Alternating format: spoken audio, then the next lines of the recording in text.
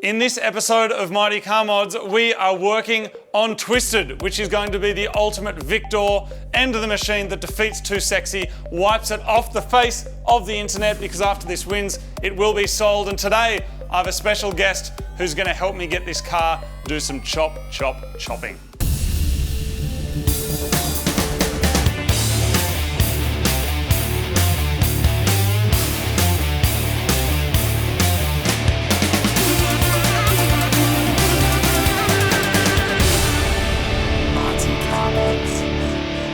Welcome to another episode of Mighty Car Mods. In this episode, of course, it is time to get this car working. It is yet to be driven. Apparently it did used to run, because I've seen some video footage of it on the dyno around about 10 years ago. A lot of time has passed until then. Now, obviously, Marty has been working with Turbo Yoda on his Too Sexy project, because this is meant to be a bit of master apprentice. And today, of course, I have a master who's going to be working with me to help me get this car rolling. Now, all the modifications are done. As you can see, it's already an Evo, so it's already got the track credibility, the street credibility, but we do need to get it working. So I've got a bunch of stuff over there on the bench that's going into the car. So I think the next step is to introduce you to our master, who's going to be working with me on the car today, and then we'll give you a bit of a rundown on what we're going to do. So I'm very excited to introduce the master who's going to be working on this car with me. He's an Evo aficionado. His Evo makes 450 kilowatts at the wheels. Everybody, without further ado, it is time for Tuning Pork. Hey mate, how you going? Really good. Welcome to the 2000s. Here it is.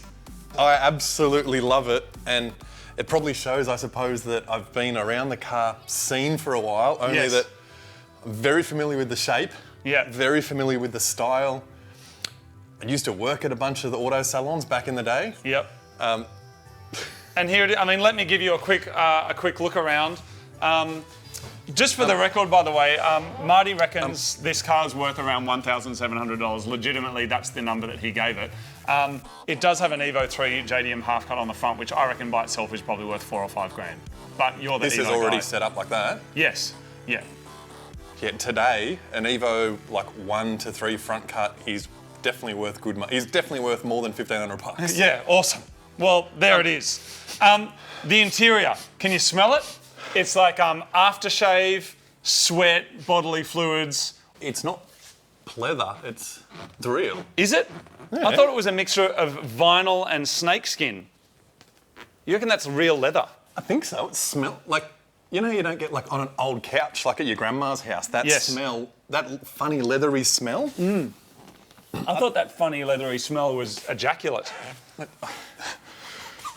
This car's probably seen a bit of that, I would imagine, because this was attractive back in the day. So sex-spec cars obviously are cars where, I mean, I don't know if there is a definition, but we could probably come up with one together. It's kind of cars where there is bulk money put into the style of the car.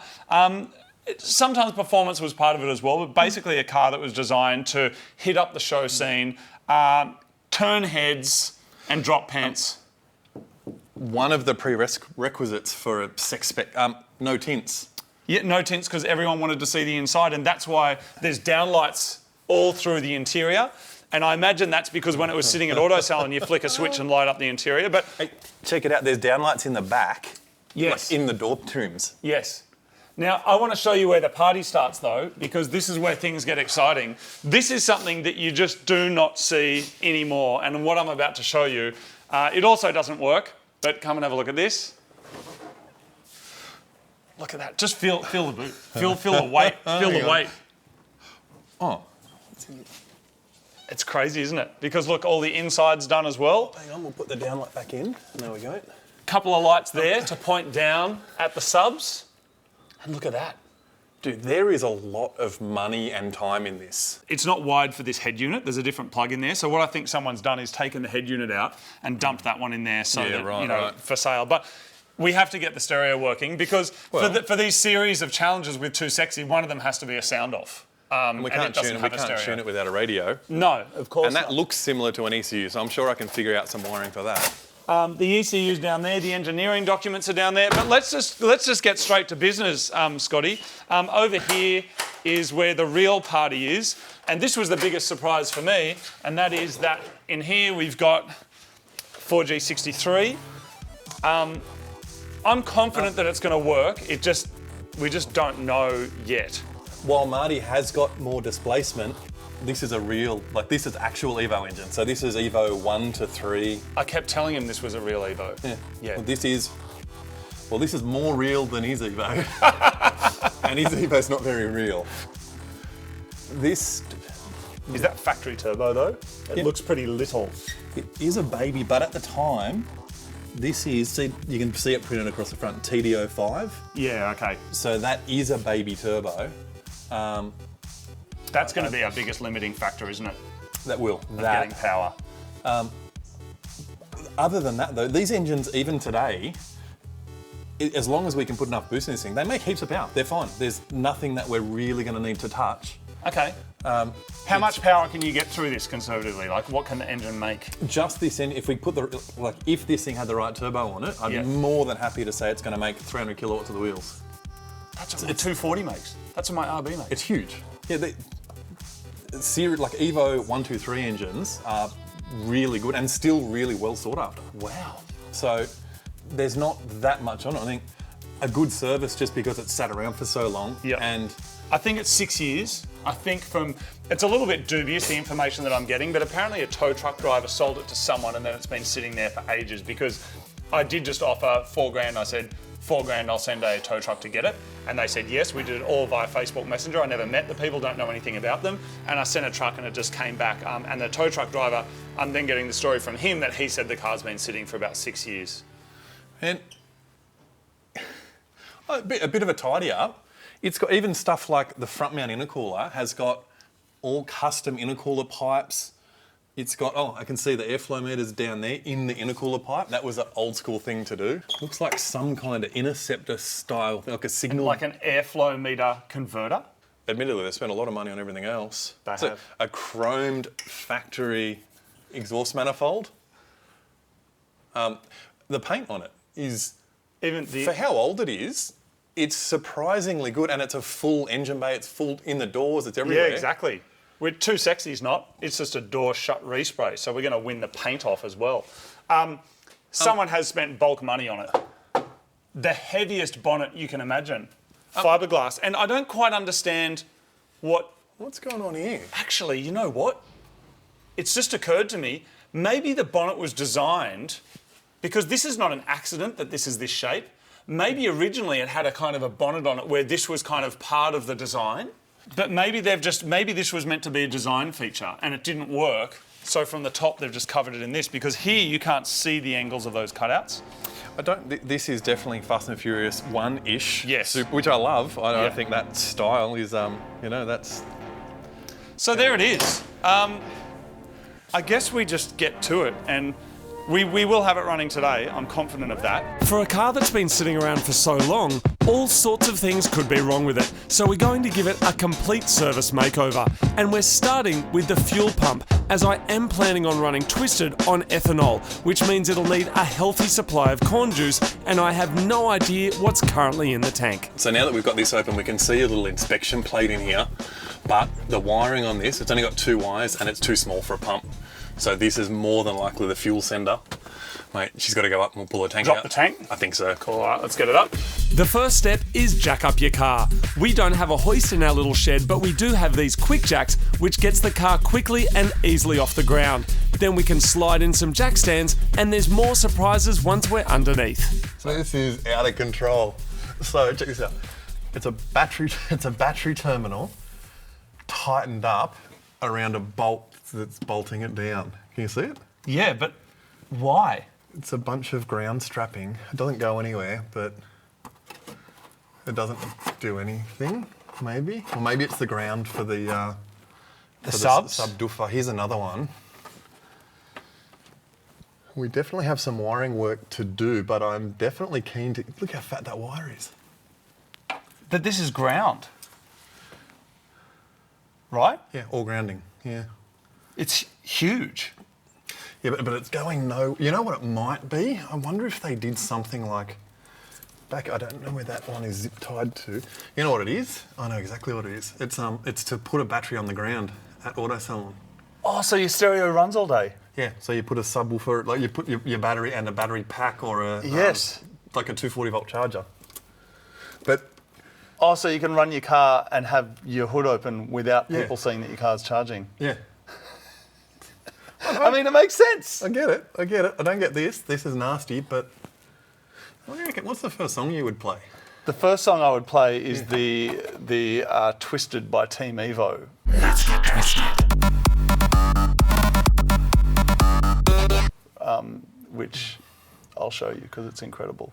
Is this going to shake the lid off it? It'll show. It was designed for this car. In fact, it was produced for this car, written about this car, and produced specifically to test the stereo in this car. Oh, I love it. And it's Alright. available right now on iTunes. "Twisted" by Team Evo. All right, I love it. And it's designed to shake your pants right off. Under here, 3-inch exhaust, done quite tastefully. A Canon, of course, that had to be done at the time. It's like going back in time, isn't it? and you know This what? was an exciting time to be interested in turbo cars, though. Like, I love this era. I loved it because at the time I was, like I said, I was at school and I was working at a mechanic shop after hours. Yeah. And then on the weekends I used to work for mainline dynos, strapping cars down at events. Yeah. So seeing all of this, Were you at Newcastle Auto Salon in 2008? I was at just about every auto salon in that sort of era. Yeah. If there was the mainline dyno there, I was there. There was a mainline dyno there. So So it's possible that you dynoed this car back in... Well, not possible, it's probable. it's probable, yeah. So it turns out Scotty did dyno Twisted back in 2008, and it made decent power. 172.6 kilowatts at the wheels. That's 231 horsepower.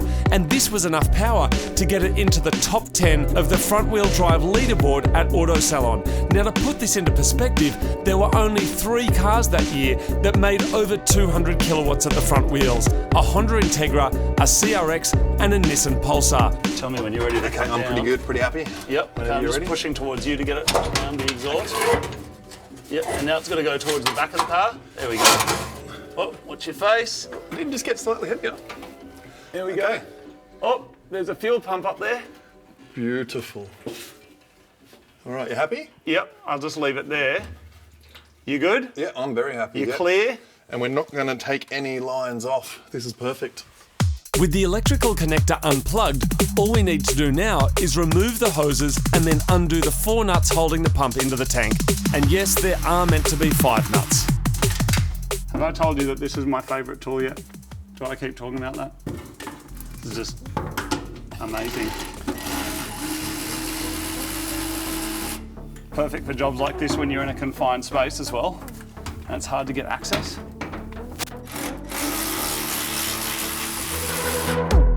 With our mystery pump released from its fuel cage, now we can take it over to the workbench, see what it is, and then replace it with something new.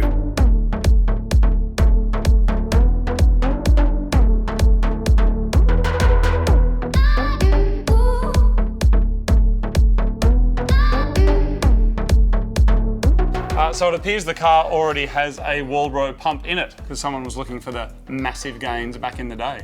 Yeah, so I don't know how old or new it is, so we don't know the history, so it's worth changing. But GSS 342, even today, that's one of the pumps that you use 255 litres an hour. Like that will support the power this thing's going to make. You're amazing. Yeah, you never know when you're pulling something apart, but Yeah. we don't know the history of it. We may as well just replace it because we've already got one sitting here and just get on with it. Exactly. It's one of the things that Marty and I often say. It's like when you buy a car for the first time, when you don't know the history, you may as well just service it, particularly in this case because it doesn't work. You don't know if it doesn't work because of this, because of this, because of this, you know, and so this is just a way of slowly divvying down and finding what the problem is while replacing it with something that you know is going to work anyway.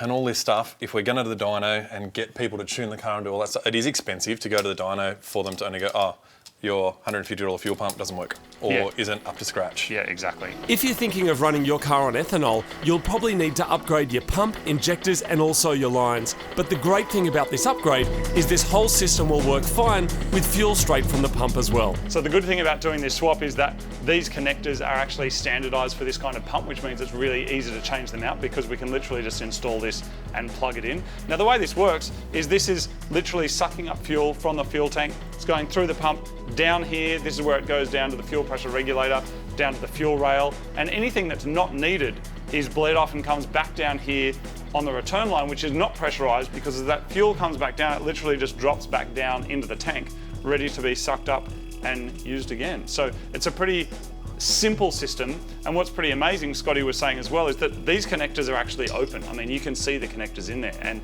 that's sitting in a fuel tank. So maybe they haven't changed it because they don't need to, and if you don't need to, then why change it?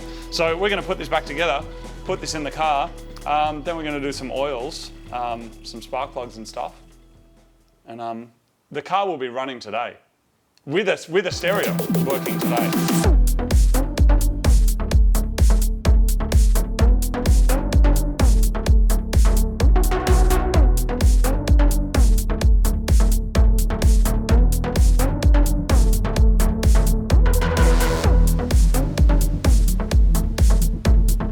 So there it is, that's the finished thing.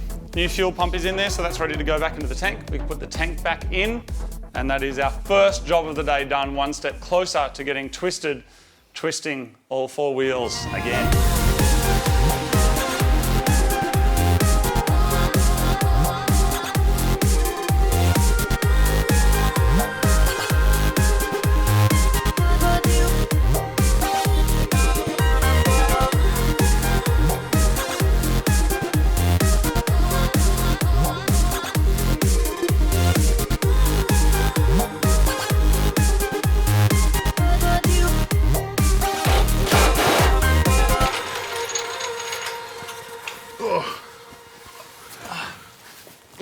Well done, Scotty. On your back under a Lancer, which is interesting because most people would have been on their back in the Lancer.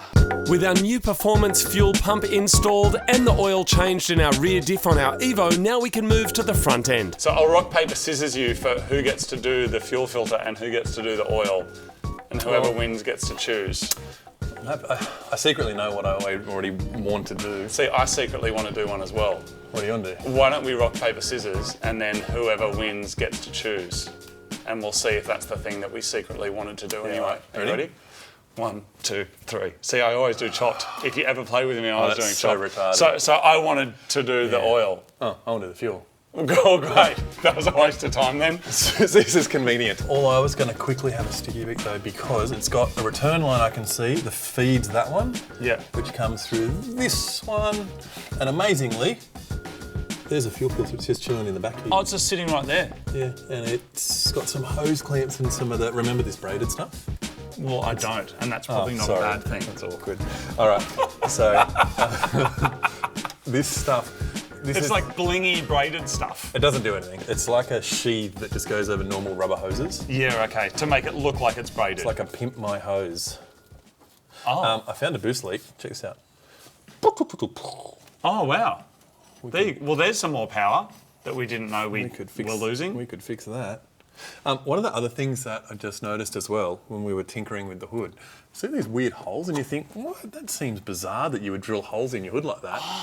It's for the battery to fit. It's to make room for this terminal. It's for the battery terminal. Wow. We will get to the battery later, but for now we have to try and work out the source of this mysterious smell. So Scotty, that doesn't smell like oil. No. Why does the oil smell like petrol?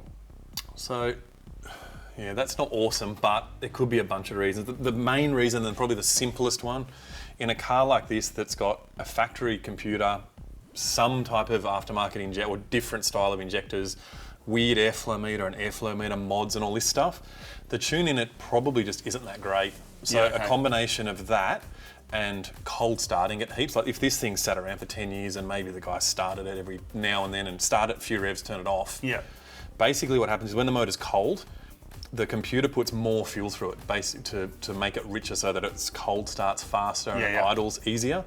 So if you're putting a heap of fuel through the engine when you don't need to, as the pistons come up and down, some of the fuel actually sits on the side of the cylinder wall. Yeah. And it's called washing the bore. So what it does is as the piston comes down, it pulls that scraping it down raw into fuel. the oil. Yeah. Yeah, okay. So sometimes engines with heaps of wear have it, or engines that are running really rich have it. Okay.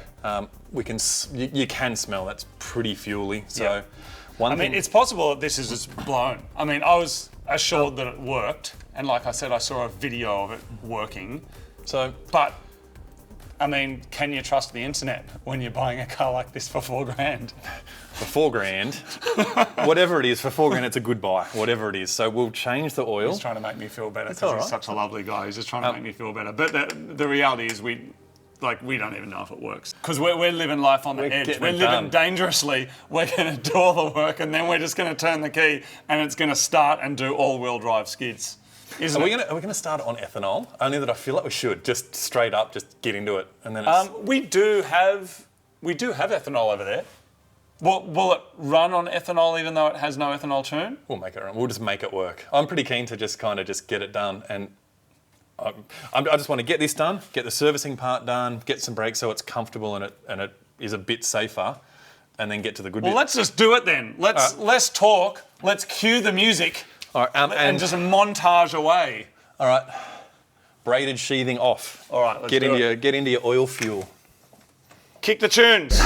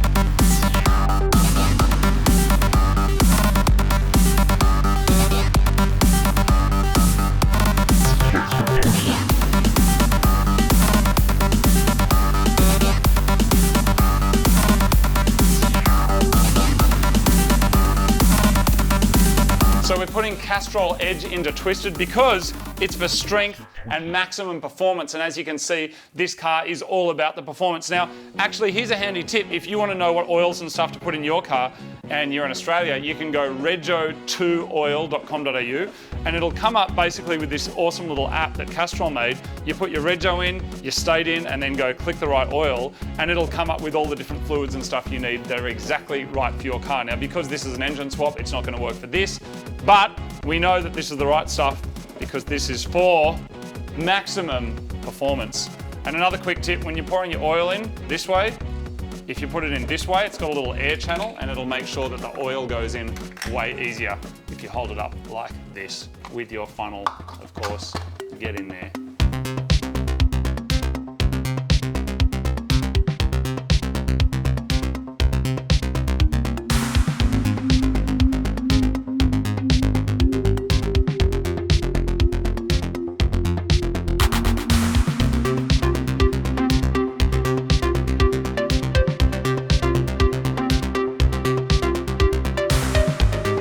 Okay, so we are making progress with Twisted. We've done the fuel pump, we've done the fuel filter, we've done the oil filter, we've done the oil.